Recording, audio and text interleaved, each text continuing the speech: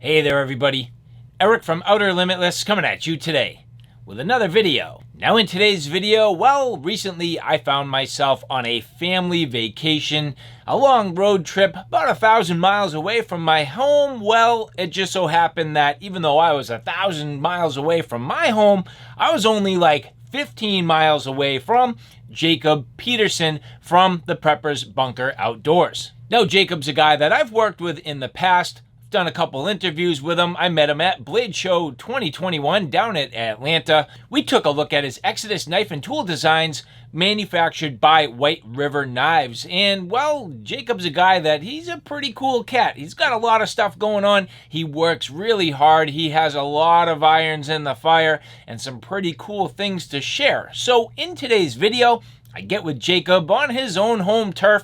We take a look at some of his upcoming prototypes as well as some prototypes that I personally have in the works as well. So what we're going to do is when we come back, we're going to sit down with Jacob, take a look at what he's got going as well as myself, and I think you're going to find there's some pretty cool stuff to come. But with that said, I have a whole bunch to do and a whole bunch to share with you. And if you're interested in seeing a little bit more about what we're about to get into, do me a favor, stay tuned.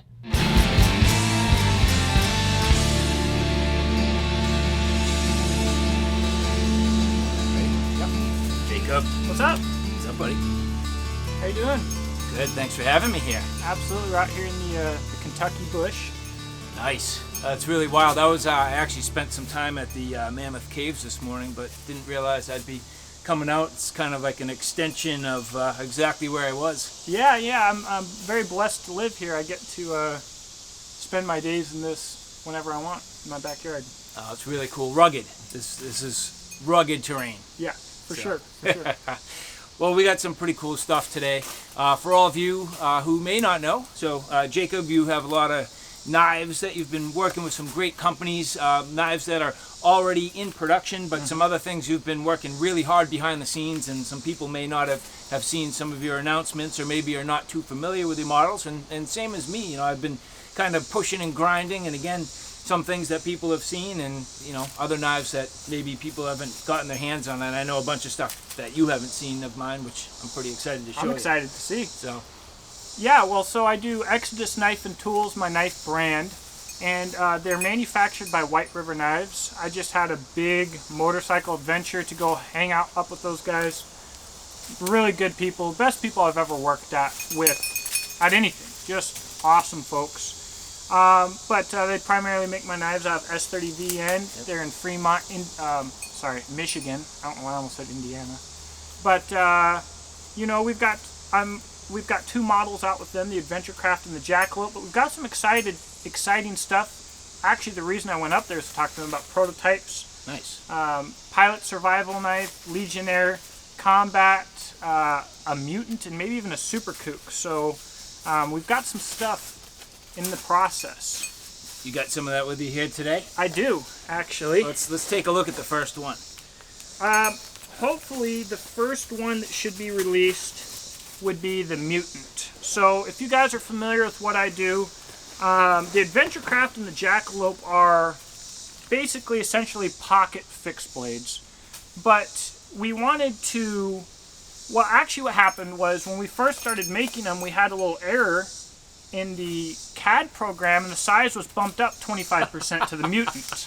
Okay, so what we're going to do is we added a swedge. It's the same design, added a swedge and added more of a finger guard, and it's going to take the Jackalope, which is just a phenomenal and versatile utility pocket fixed blade, and make what will really be an all-around knife. If someone wants to use it as a combat knife, they'll be able to use it as a combat knife, bushcraft, anything.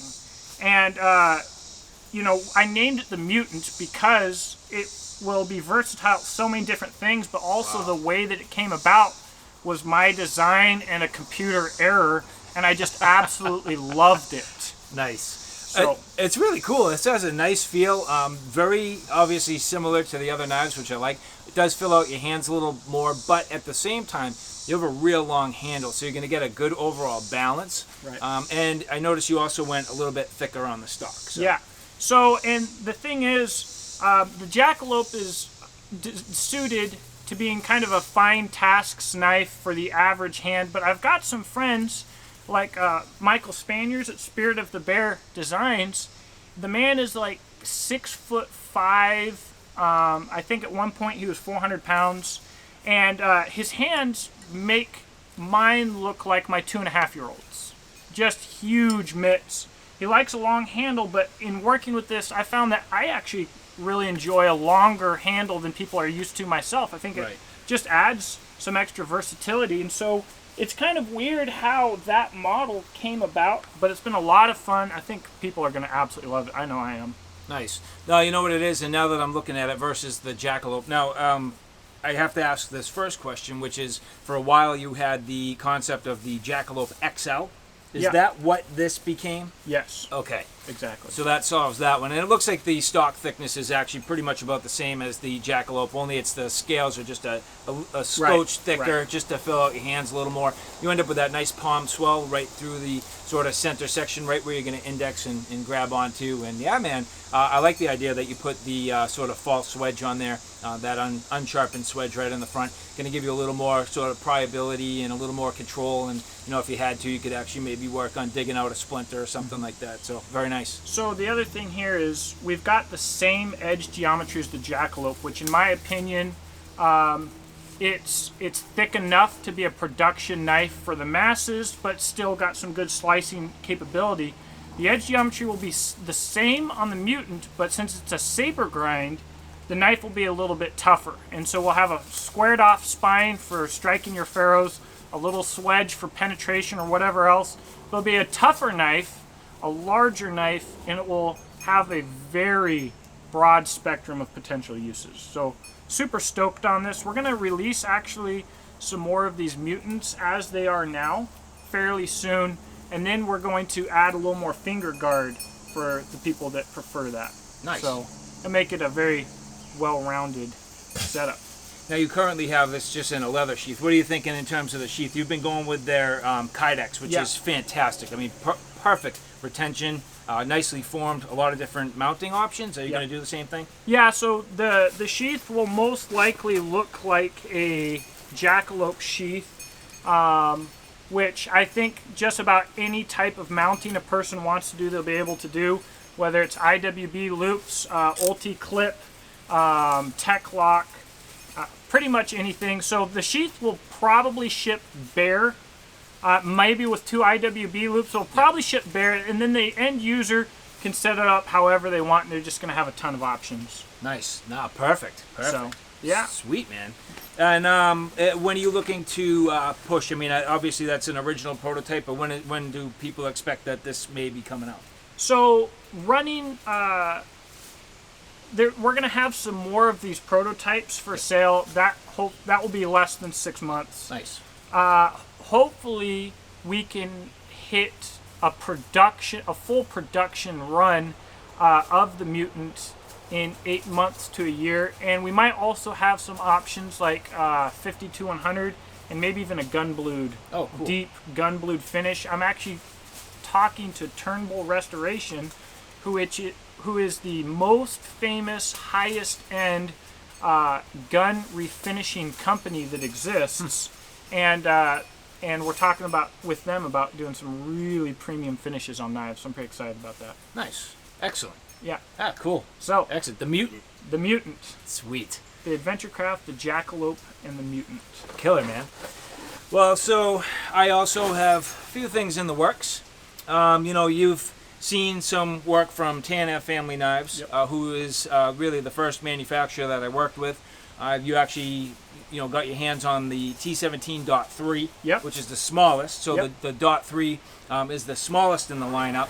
Actually, the most recent model that we finished, and not only have we gone to prototype, but at this point we're actually in production, is the T17.4, which is a 4-inch blade. So this one here, this is the T17.4. Again, this is the most recent version. So the .3 that you have, that's sort of a very small EDC, maybe call it in a neck knife realm, but very concealable, very small. This here is what I'm considering to be more of that bushcrafter size. Absolutely. The weight on it is perfect. Handle geometry is freaking amazing. Dude, I love it. So these we make in a number of different scale options, whether or not you get a G10 or a micarta. And in fact, thanks to you, you turned me on to the Epoxy Labs. Yeah. So we started using Epoxy Labs materials for the for the G10 and micarta handles. It makes a huge difference. Having super high-end premium handle scales makes a huge difference. And what you see here, this is the Voodoo Resins handle scales, which I've been working with Matt now from Voodoo Resins for a while, and he always does a great job. And ironically, he told me not to use this set of scales, and I was like, you know what? It's so unorthodox. I actually love it. And you'll notice this particular serial number is number 17. I keep unit number 17 on all my models. It's my own personal keeper. Yeah. Well, it's freaking amazing. I love the scales. The weight balance is kind of surprised me because I expected it to be a little bit heavier, especially with the thickness of the scales here. Mm-hmm. But it's really not. Fills the hands perfectly. And speaking of email, I've worked with him a little bit, and just the finished product of a normal material. Micarta and G10 is a normal material at this point. Right. But having a premium micarta from email, it's crazy how much of a difference it can make. I mean, it's amazing stuff, and it's a little bit off topic, but man, everything that I've had that's just been made in Poland has like blown my mind. I'll tell you, European manufacturing, and that's why I love TFK. They're fantastic. European manufacturing, and especially in that region, is just, it's phenomenal. It's really hard to beat. These are Bulgaria. This is Bulgaria, yeah. And it's just the same thing, just like, it's just perfect. Yep. They do a real nice job, and I've been extremely happy with the quality. So, you know, it's that saber ground, drop point design, very straightforward and classic. But this, to me, is the knife that, you know, if you wanted just that, you know, one nice pocketable belt knife, full 4-fingered grip, kind of melts into your hands a little bit. And I always like finger scallops for, you know, a little bit of alternate grip, which works out pretty well. And you notice nicely rounded on the pommel end. Mm-hmm. A lot of times you can do sort of like an exposed tang if you want to do some crushing. I kind of go the opposite direction, where I like to round that out so that when your pinky is right up against the guard and you put your thumb over the top, it's not going to hurt. And if you wanted to do some splitting of kindling, you kind of pop it and twist, and you get some nice kindling. Because most of my knives, I really do tailor more towards, and I'm not going to say necessarily like hardcore bushcraft, but more firecraft. I'm like a firecraft type of guy. Yeah, yeah. Well, that's probably why I like your design so much. The other thing that I notice is everything that you've done has been utilitarian. And I actually spend a lot of time with my designs, as you may know, trying to keep things as simple as possible. And a lot of people throw as many aesthetic features as they can onto something to help it sell. And a lot of times they get in the way and they just make the knife worse. It's true. So when someone who doesn't know a lot about knives says that looks like a kitchen knife about my designs, I'm like, thank you. And the people that are knife freaks or hard users quickly figure out why that simplicity with a few, you know, touches really makes for a good user. Nice. Yeah, no, it's very true. And I mean, think about it. A kitchen knife has to just simply perform. It never has any extras. You got a mosquito right on your face. And I've been just looking at it, and I'm like, I want to. No, you got it. But it was like right here, and I just kept looking at it like, I have to tell him. How am I going to do this? Just listen, we're in the depth of the wilderness. Yeah. You ain't kidding. So in terms of the sheath, you know, a couple of different options. We're going to go with the Extreme Edge Custom Kydex. This is just the original basic prototype, but at this point we do have a final production model that we're running with, and then TFK does a fantastic job with their leather work. So two options. Generally we try to run both options, both the Kydex and the leather, because to each their own. And and a sheath system can make or break your carry experience. I mean, it's one thing to have a great knife, but if you don't have a great sheath, it can ruin your experience. So. Well, and a lot of people have tactical intentions with knives, and at the end of the day, actually, when it comes to tactical use of a blade, the sheath matters more than the blade and how you can attach the sheath. Yep. So the sheath is almost everything, guys, and when you talk to people that are like knife fighters, it's all about how they deploy the knife and how they carry the knife, and if it's got a sharp edge, they can use it. Yep. So like having good retention and having versatile mounting abilities in your sheath, like you said, it can be everything. Yep. So Nice. heck yeah. Well, What do you got? I've got some more stuff. A couple that I'll show quickly. This is actually a knife from the French Foreign Legion. These were modified by France after World War I and used by the Legionnaires. And it's actually probably the most prolifically used combat knife in modern history. These are 1903 to 1913 bayonets that have been customized and been used later than the year 2000 by the French Foreign Legion. I found this design and I thought that it deserved to be modernized a little bit, to be brought back and to be put into service. And so that's where this design came from. I've been working on it a long time. Most of my viewers are very familiar with it. Yep. I think White River Knives is going to just absolutely knock it out of the park. You know, most of my viewers are pretty familiar with this, and I think on the production side, having a knife with 2 colors of handle material, a full guard, and fullers at the price point we're going to hit is going to be completely unique on the market. Pretty stoked. So, a couple questions for you. First is, who made the prototype?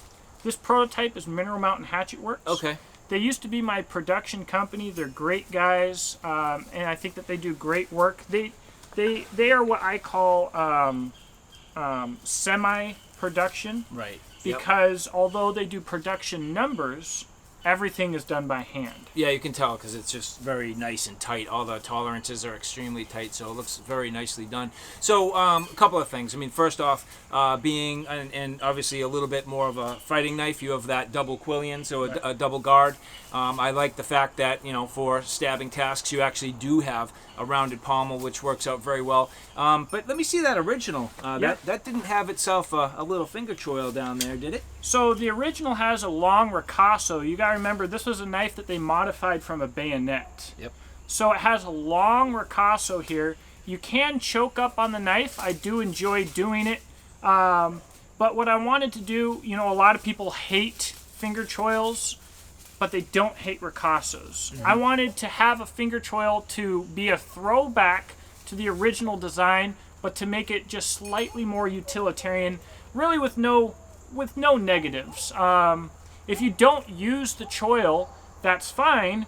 You wouldn't be able to use if that area wasn't taken up on the original anyways. Yep. Correct. So yeah, you actually got a little bit more blade length. Yeah, you got a little more blade length. Yep. We didn't need that much choil. We wanted to maximize usable blade length and edge geometry so that this knife can go from bushcraft to survival to combat. Yep. It's not the perfect bushcraft knife.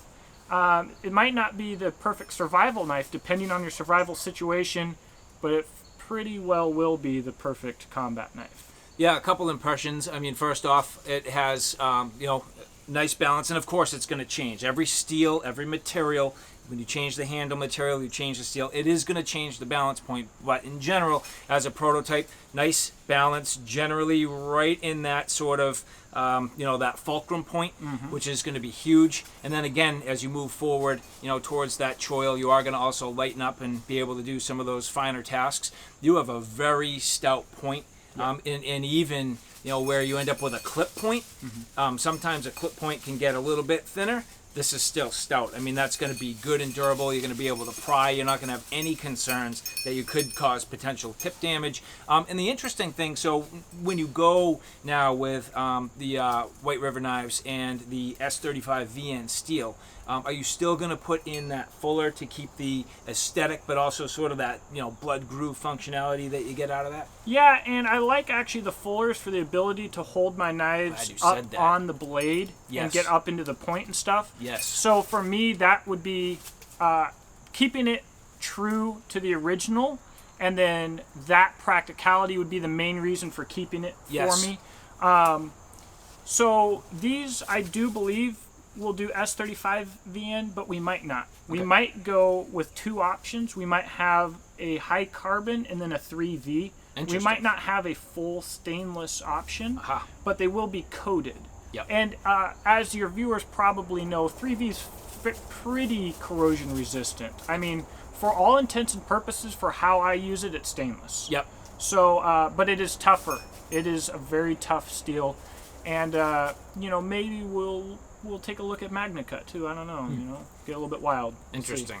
And just one observation: nicely rounded on the top of the spine. Is that going to be a design element that you keep with? I guess it's, you know, a couple of things: comfort for your thumb, but actually, when you're doing some alternate grips, Yes. you could potentially use this for a little bit of a draw knife, and that's going to help out. Well, and the other thing is, a lot of times with a combat knife, you might have your other hand involved. So having the back rounded is good. It's also a strength benefit, and it's also reminiscent of the original. So the idea will actually be, a lot of people won't like this. The idea will be, this will be rounded. That clip will remain square. So you don't often see a clipped point that's directly cut off like that. Right. One of the reasons that I'm doing that is that's how the originals were. Someone was just a soldier making no money, just hacking these blades off. But the other is, I can have the traditional fighting rounded spine, but I like to put the blade on my foot here and strike my ferro rod across a square swedge there. So Right. aesthetically it's different, but practically there's practical reason for it, and it does keep that tip nice and beefy. Very cool. So- Nice. Smart. Lot of stuff going into this. I like it. So it's gonna be unique. We'll see how it does. I think people will like it, and I think people, you know, this knife might not be obtainable for at an obtainable price point for the average person who just wants a knife for a camping trip. Right. But this knife should be attainable for every knife guy and soldier. If you like knives and you want this knife to go out and use it, it'll be at a premium American-made knife price point, which will be obtainable. And if you're a combat soldier about getting ready to deploy, it's going to be obtainable. And I think that's going to be unique with the features that we're going to be offering. And the heritage throwback is something that, maybe I'm a nerd, but I'm just way into it. Very cool, man. I like it. Nice Sure. job. Thank you.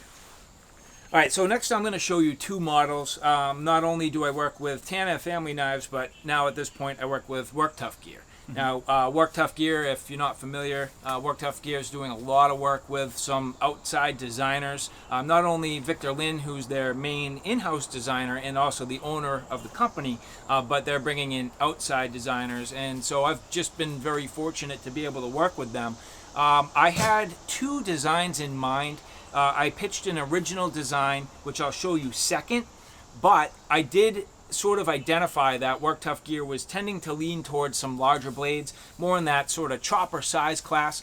So if you look at the Nomad, if you look at the Puzon Predator Hunter and the the Puzon Wilderness Bowie, they're both larger knives, all of them in 1/4 inch thick steel and just made for like heavy use. So I thought at the time it made more sense to actually present more of a chopping knife, and that's what this is, with the caveat that I didn't go 1/4 inch. I went 3/16 because I wanted this to be a little bit lighter, a little bit easier to carry. Again, keep in mind, I'm that hiking, camping, backpacking guy, and I wanted something that was going to be a one-tool option for a guy like me.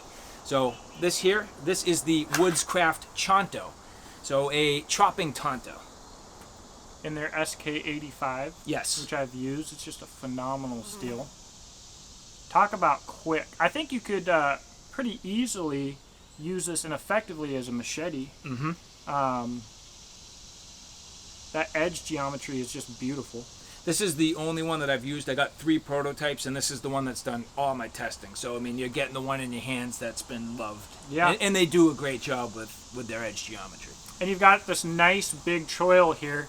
I have often designed my stuff with smaller choils. That's good for most people, but then I've always got somebody with their fingers just too doggone big. And a big choil lets you really get a good, safe position. And also, your grind starts behind the choil, which lets you get right into the edge. But since it's so large, you don't have to worry about getting too close to that edge. So it's a really nice way to handle that. Yeah, I'm glad you picked up on that. And 2 points to that.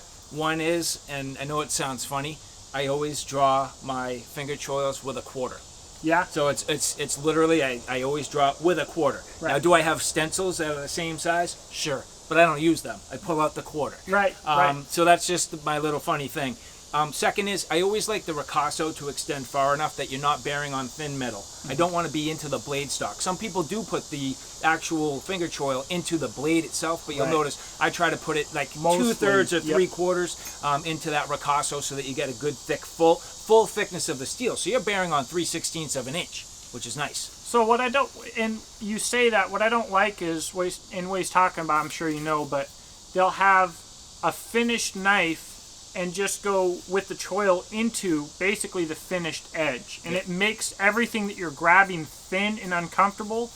And it also makes it a lot easier to slip and accidentally cut yourself. So it's not the way to put a choil onto a knife for sure. Like I've ground a finger choil into my BK9. Right. That's what happens. You're on that thin blade stock. And does it work? Is it effective? Sure, but it's not ideal. And when you said that you put the fuller in your blade to grip onto it, I was like, he gets it. Right. Because that's a huge part for that fuller right there. It's, to me, that's balance and it's weight savings, and it makes the knife feel light and nimble, but it's also, that's where you can grab onto and have some nice alternate grips. Right. Absolutely. Absolutely. So, beautiful, man. Thank you. Well, I like that you ran into choppers, because that's the direction I was going next myself. Let's check it out. One of the first design that really kind of put me on the map was a knife that I designed when I was likely to be going onto Alone on the History Channel for season 2. Wow. And so I was looking for the one knife option, and being that I had a lot of experience working with a kukri manufacturer, that is the natural direction that I went to. But when I was trying to modernize and streamline a kukri, I kept running into some fairly common issues with the design. And so what I ended up coming out with was what I ended up calling the Super Kook, which is kind of goofy. But this is the Super Kook. And so essentially we've got a large, heavy kukri, 1/4 inch stock.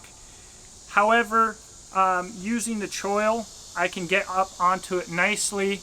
I can use it as a draw knife very effectively. And also with the harpoon point here, I can index my hand and securely grab this. I skinned some chicken. I don't know if you know this, but if you don't want to go through the effort of plucking a chicken, you just skin the thing, and then you just don't have the skin, but it's like way faster if you have minimal tools. So I, chopped up, processed, and skinned a chicken with the Super Kook. Performed phenomenally. You've got a really thin edge, but that big curve gives you a small surface area in your sweet spot. And so it just eats through wood. Yeah, you're going to have no problem. I mean, even though you got yourself a refined edge, at the same time, you got plenty of thickness behind your secondary bevel.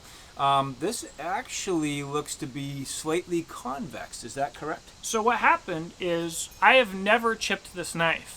But every time I shipped it to someone else years ago, it came back chipped. So we would repair it. So it got a little bit thinner and a little bit thinner and a little bit more convex and a little bit more convex. Now it has a little bit of damage on it, but it's mostly been retired because I used this knife hard for years. I sent it to a lot of people who chopped through nails or who knows what else in wood.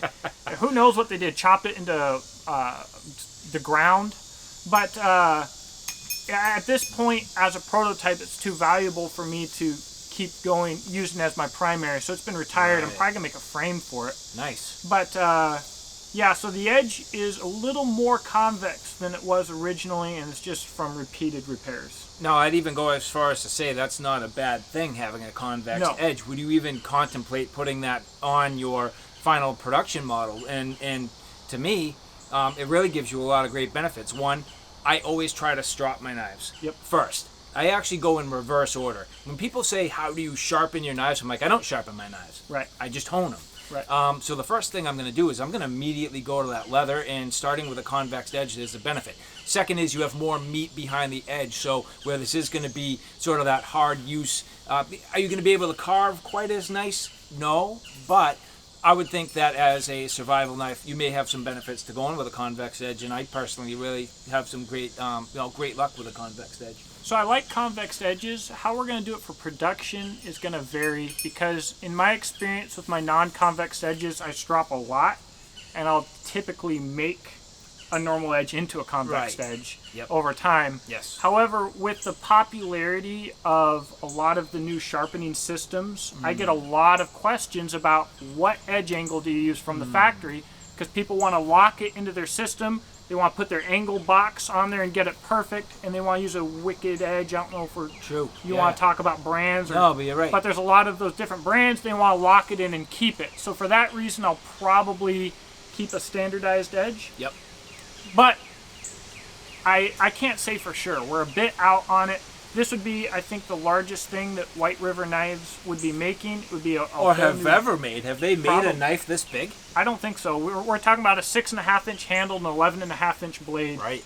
And honestly, I wouldn't mind doing a 3/8-inch stock and a taper from the edge all the way back to the pommel. Mm-hmm. But we'll just have to see how wild we want to get with it. That would take a lot of surface grinding. Yeah, no, you're going to be able to do a huge amount of work with this knife. I mean, you can tell just the the overall huge belly here. That's going to hit super hard. It's nice that you have that finger choil, because it's going to take a little bit of the mass away when you try to do some of the finer tasks. And I'm glad to have you bring up the point of getting up on the blade, because I think a lot of times, at least a lot of us that use these knives are quite honestly fairly novice. I mean, we're certainly not experts, but those techniques are more and more expert. And when you look at more like indigenous tribes or the different parts of the world, they do almost all of their work with a large knife. They actually don't generally use small knives. So you can do small knife tasks with a large knife and talk to a guy like Joe Flowers, who that's a huge part of his philosophy and teaching, and especially when he's down in the rainforest and in the jungles. So yeah, pretty cool. I like it. What I want to do when I design is, when someone picks up the knife, I want it to immediately communicate with them what the knife was designed for. Yes. And so when I worked with this harpoon point here and making it to where I could grip up on it like this, I wanted someone to find that and immediately know how to use it. It's very controllable. A lot of people will put a lanyard on the bottom and around their elbow. I don't even usually do that. When I hold it like this, I have incredible control. And so I want to make those more advanced techniques easier to do with my designs, and I want that design to teach the user these new, really, like you said, more advanced techniques in a way that they're not even trying to learn. They're just out here using the knife and like, man, this is freaking phenomenal. Right. And they go to it, Yep. So that's a big part of my design philosophy, and what I work towards with every single knife I design. That's the number one thing: is, does the knife tell the user what it's for on its own? Yep. So this will be interesting. This has been a project. If you've been a follower of mine, there's been a project since like 2015, I think. Wow. And a lot of knife manufacturers aren't going to want to touch it and never would. And it will be very unique on the market. And I went a different route with the choil. With a kukri, we have some strength concerns where the handle meets the ricasso because it's the thinnest point. So what I did here is started the grind actually beyond the choil for maximum strength and maximum extended comfort, but still having the edge close enough. And one thing that I really wanted to avoid, a lot of kukris are not good for this. When people Americanize or Westernize a kukri, a lot of times the center here becomes a flex point. And so you'll get a lot more of the knife deflecting because they bring this edge back. The blade height is too short. The blade thickness isn't thick enough. And then you have this powerful chopper that wants to bend right here and deflect, and it makes something that people aren't ready for, aren't used to, and it's more difficult to predict, and it's dangerous. And the original designs were not like that for a reason. So that was something that I really had to work with in westernizing this to make it true to form and to really make this knife work exactly how you would expect it to work all the time. Nice, smart. No, good. And shows that you had at least good handle time and experience with kukris before attempting a large knife like this. Yeah, a lot. So. Well, I co-owned a Nepalese kukri manufacturer. Uh-huh. And so I spent... I did not know. Yeah, a lot of time with Nepalese kukris. Very cool. Yeah. Sweet. So, that was a thing. Sick. Cool stuff. So, all right, well, I have probably the smallest knife we're going to look at today. Well, possibly. So again, going back to Work Tuff Gear, as I had mentioned, I had the original design in mind that I had presented, but sort of put it on the back burner just for a minute. And what happened was when I started working on the Chanto, well, this to me sort of, I'm not going to say like completely dwarfed my thoughts, but it changed my thoughts to the point where I was like, well, if I just made a chopper, I really want to make something that's a companion to that chopper. Could this potentially be a one-tool option? Sure. But I'm kind of a two-blade system type of guy. So this is the Woodscraft Tonto. So this was originally designed to be more of like a 5-inch blade stock size, blade length size. But then once I came out with the Chanto, sized it down and scaled it to more of an EDC size, and I am very, very happy with how this came out. It's a cool little knife. This is really cool.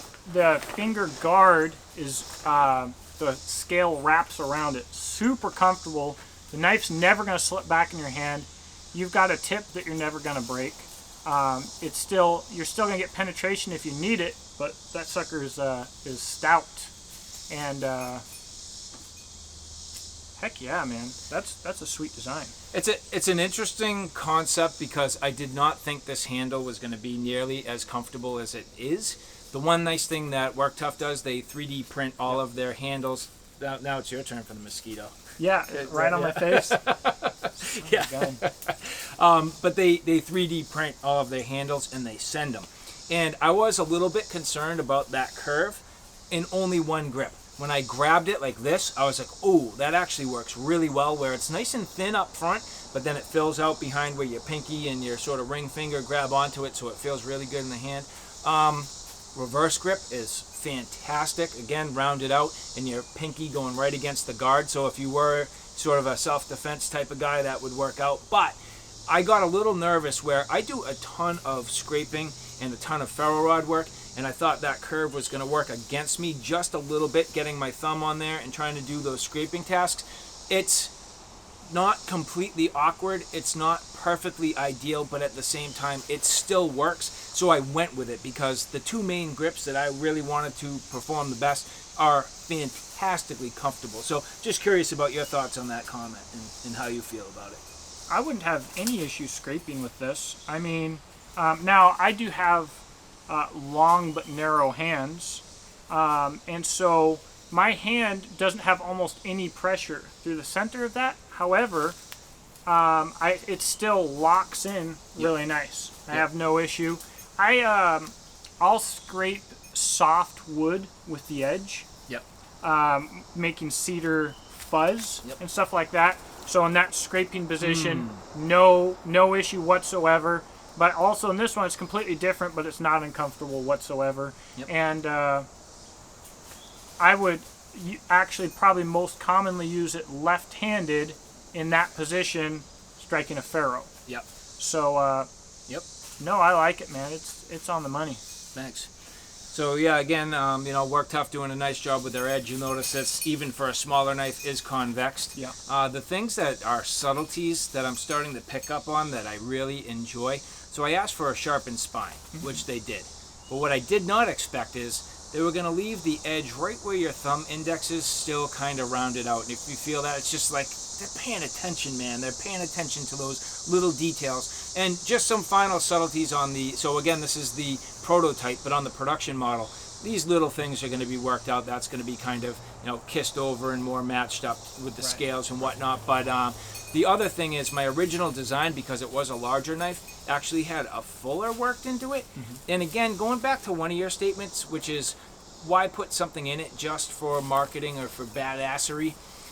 This, I think, works equally well without it. I would really love to see a prototype with it. Does it add any real functionality? Not really, apart from the fact that it's, you know, we're going to skeletonize some stuff and kind of lose a little bit of mass, because for a small knife it still has some pretty good weight. So we do want to lighten up on this just a bit, but it will give it some badassery. Yeah, well, and badassery is always cool. I mean, you know, I was looking, White River Knives did a series for Todd Begg. Yes. And he's got fullers through them, but also holes in the Yes. fullers. Are you really getting weight saving from the holes in the fuller? I would say no. I might not be the most educated on it, but that can't be much material. But does it look wild?